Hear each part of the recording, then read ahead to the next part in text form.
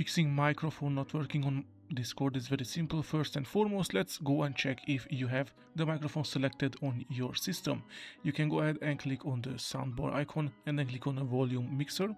And now at the top you will see input device. Make sure your microphone is selected.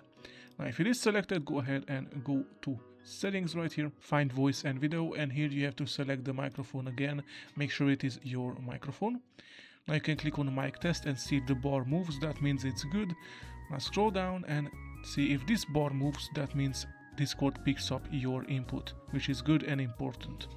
If you don't see this moving, you can scroll down a little bit more and make sure push to talk is not turned on. Now, if all else fails, you can also just scroll all the way down and then click on reset right here to reset all the voice and video settings. Lastly, of course, the most obvious one, if you see your microphone crossed out, click on it and now you should have some sound. Happy fixing mic not working and have fun.